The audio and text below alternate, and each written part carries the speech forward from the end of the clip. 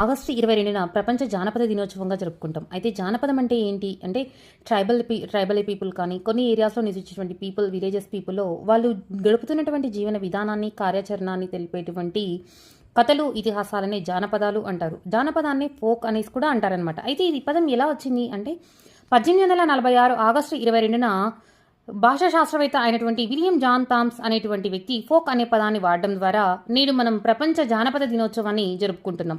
అయితే ఇది తెలుగు రాష్ట్రాల్లో ఎలా అభివృద్ధి చెందింది అంటే మద్రాసు సర్వేయర్ జనరల్గా కల్నల్ మోర్గంజ్ అనేటువంటి వ్యక్తి కావలి వెంకటబొర్రయ్య గారి సహాయంతో గ్రామ వివరణల సేకరిస్తూ ఉండగా అక్కడ జానపదాలు కూడా వాళ్ళ యొక్క జీవన విధానంలో భాగంగా వెలుగులోకి తెచ్చారు.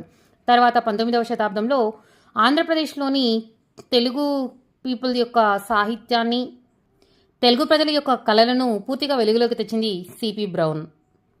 అయితే జానపదాలు మన సంస్కృతి